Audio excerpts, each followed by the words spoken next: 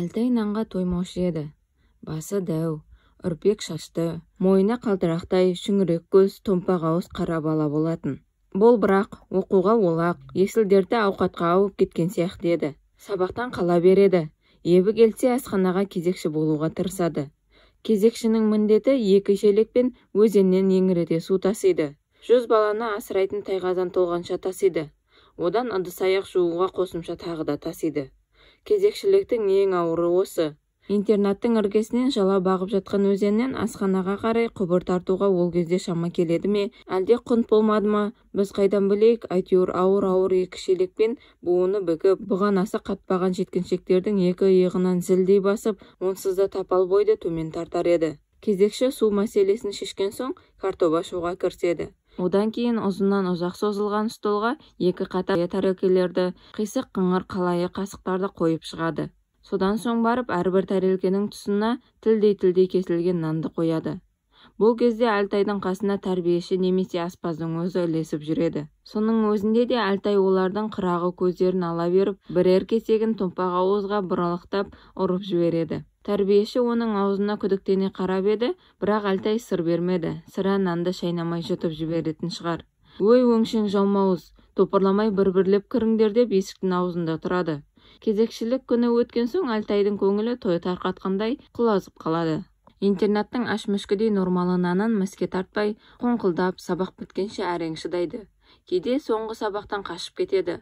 Жол жөнекей драма театрға соғып, қандай спектакль жүретінін, қандай контрамарка болатынын біліп алады. Интернатқа келе сала ас үйден бір түйір картоп сұрап алып, оны ойып мөр жасайды. Кітаптың қатырма мұқабасын кесіп картопқа сияқ жағып, мөрді картонға мұқият басады. Сөйтіп әрбір контрамарканы нанға айырбастайды. Театрға барушы талапкерлер табылады. Аш қалуға бейіл, бірақ қобыландыны, қыз жібекті көруге құштарлар Құдайға шүкір бар. Театрдың қызметкерлері ойын соңында контрамарканың соншалықты көбейіп кеткеніне таң қалысады. Нанды қиып, театрға барғандар спектакльден қайтып келе жатқанда қарындары ашады. Ұйықтаған соң қарындарының ашқаны білінбейді дейді әр нәрседен хабары бар Қарат Шайхас болады. Онда шуылдамай тезірек жатайық деді балалар. Балалар ұйқыға кетеді. Бір бөлмеде 10 адам жатады. Бәрі әскер балалары. Бәрі де ауылдан келген. Облыс орталығында соғыстан соң ашылған жаңа интернат пансионында оқып жатыр. Майданнан әкесі қайтпағандар, соғыстан ағасы келмегендер, қарындары аш, түстерінде ауылдарында қызыл табадан шыққан нанды көріп тамсанып жатады. Осы кезде Алтай басын көрпемен жауып алып нан жейді. Біреу естіп қоймасын деп дымын шығармауға тырысады. Контрамаркаға айырбастап алған нанды тауысқанша ұйқы жоқ. Бір күні Алтай әшкереленіп қалды. Саттығұл дейтін бала бұның түнде нан жеп жатқанын біліп қойыпты. Палуандыра деп Саттығұл айғай салсын. Балалардың бәрі үй өртеніп жатқандай орындарынан сасқалақтап атып тұрсын. Не болып қалды? Алтай нан жеп жатыр. Нан деген сөзді естігенде ұйқы шайдай ашылады. 7 түн ішінде таң атып, күн шығып, 10 жетімнің тар бөлмесінен нұр шашылғандай болады. Нан деген сөз алыстағы ауылдан апаң келіп тұр дегенмен бірдей. Айында жылында ауылдан апаң бір келгенде кіші қалта талқан, бірер табанан әкелетін еді. Іні қарындастарының аузынан жырып әкеп тұрғаны есіңе түскенде талқан тамағынан өтпейді-ау. Саттығұл барып Алтайдың үстінен көрпені жұлып алады. Алтай болса қақпанға түскен қасқырдай ақсиып айбат жегеді. Бер бізге де дейді Саттығұл. Басқалар бұл кезде Саттығұлды үнсіз қуаттап анталап тұрады. Неге берем? Өзімдікі деп шаңқ етеді Алтай. Жоқ, біздікі дейді Саттығұл. Нан қалған жоқ, әйтпесе не көрініпті? Беремін ғой. Өле жегенше бөле же деген ғой. Өй, сен мақалдамай шығар бері. Қалған жоқ деуін қарашы. Балалар шамаданын ашыңдар деп бұйырды Саттығұл. Алтайдың панертақтайдан шағын чемоданы бар. Аузына жұдырықтай қылып құлып тұрады. Алтай өз меншігін қорғамақ болып, кереуеттің астына қарай ұмтылды. Бірақ еңгезердей Саттығұл оны төсектің үстінен атып тұрып, тыңқ еткізіп қол-аяғын басып тастады. Атаңа нәлет қодар дейді Алтай ышқынып. Балалар театрдан қайтқан сайын ондағы ойындарды өздері қайталап, біреу төлеген, біреу бекежан болып шыға келетін. Саттығұл болса қодар рөлін ойнаушы еді. Содан да қодар атанып кетті. Дымыңды шығармай жат паразит қарабай деп масаттанады Саттығұл Алтайдың дүние қоңыздығын бетіне басып. Құлыптың кілті табылмайды. Оған балалар онша өкіне қоймады. Епті біреуі шегемені қаша салды. Перғауынның 1000 жылдық алтын табыты кенеттен табылғандай-ақ балалар аң-таң болып ауыздарын ашып аңырап біраз тұрып қалды. Чемодан ашылғанда ішіне тілім-тілім нан, бір қалта бидай талқан, бір қалта қуырылған жүгері, бір қалта құрт жайнап жатады. Балалар енді есін жиып мол тағамға қол сала бергенде Сәттіғұл айғайға салады. Тәртіп сақта, біз мародер емеспіз, саналы азаматтармыз. Бәрін де заңды түрде шешуіміз керек. Біз феодализмнің кәрі қақпасы Қарабайдың малын кәмпескілейміз. Бәріміз теңдей бөліп аламыз деп тамақты бөліске сала бергенде, есік сарт ашылып, табалдырықты алпамыстай алып адам міз қақпай тұр. Қалың қастары бірігіп кеткен, көзі оқтаулы мылтықтай, тұла бойы қаһарлы. Бұл не шу деп ақырды әлден соң. Неге ұйықтамайсыңдар? Әлтай арыз айта алмас, өйткені өз кінәсі ашылып қалады. Басқаларда да үн жоқ. Өйткені біреудің чемоданын тонауға болмайды. Интернат меңгерушісі қос қолын шалбарының қалтасынан шығармай, қазыналы қара чемоданға шалқақтай қарап қалды. Қалың қарақасын бір жоғары бір төмен ойнақтатты. Әлден соң так, бәрің далаға шық деп бұйырды. Смирно деп бұйырады. Сөйтеді де асықпастан шалқақтай басып өз үйіне қарай беттейді. Кетіп қала алмайсың. Түн ортасында тікеңнен тік тұрғанда оңай емес. Балалар күңкілдеп Сәттіғұлды кінәлай бастайды. Сен болмағанда тып-тыныш ұйықтап жататын едік. Мен сендерге жақсылық жасамақ болсам, қарай көр бұларды. Мен емес, анау Қарабай кінәлі деп Сәттіғұл жабайы қодастың назарын Әлтайға қарай бұрып жіберді.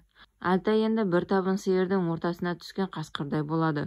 Оның бақытына қарай интернаттың бастығы қақырынып жүткірініп үйінен шығады. Балалар қыбыр етпей смирно тұрып қалған. Ай сәулесіне қасқа басы шағылысып, дәу ағай асықпай бір-бірден басып келеді.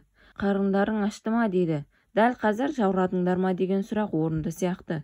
Бірақ интернат меңгерушісі қарындарың ашты ма деп сұрайды.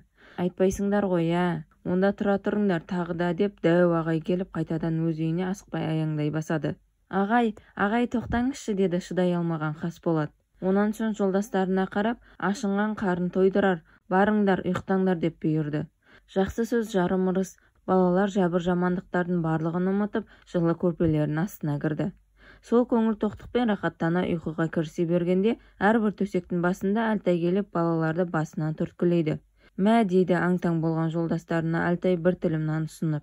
Нан жетпегендеріне бір уыс талқан немесе бір түйір құрт түйеді. Бөлме іші мейірімге толғандай.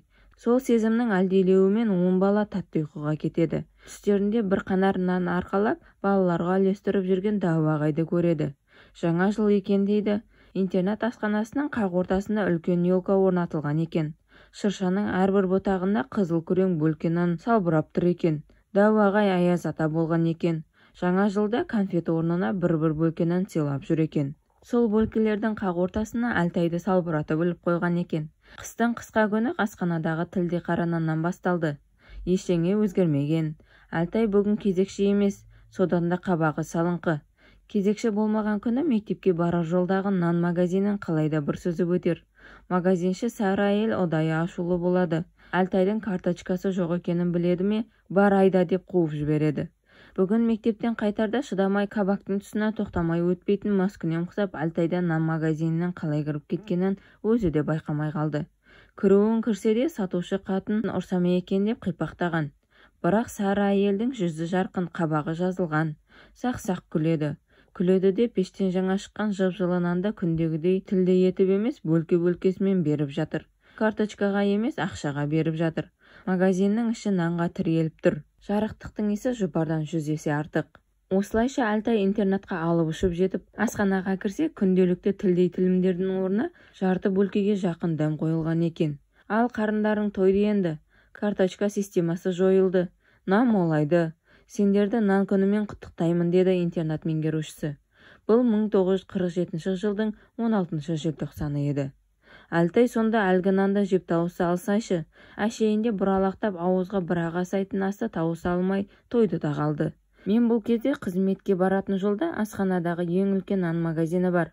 Ешқандай жұмысым жоқ. Тамағым тоқ болса да әлгі магазинне анда-санда бір кіріп шығамын. Нанның сондағы түр-түрай. Қазақтың таба наны дейсің бе? Украинаның қара наны дейсің бе? Қалалық ақ бөлке нан дейсің бе? Кірпіш нан, дөңгелек нан, магазиннің іші жып-жылы. Нан иісі ана сүтінің иісіндей. Осы магазиннің тұсынан өткен сайын интернат есіме түседі. Әлтай қазір аудандық оқу бөлімінің бастығы, ғылым кандидаты. Ал Саттығұл болса ірі совхоздың директоры. Мен болсам жиі-жиі ойға қалам. Іргесін бос өзен жалап жататын интернат болмағанда, интернаттың бір тілім наны болмағанда, біз осы дәрежеге жетер ме едік? Кім біледі? Нұр жаусын саған интернаттың қара наны. Авторы Шерхан Мұртаза.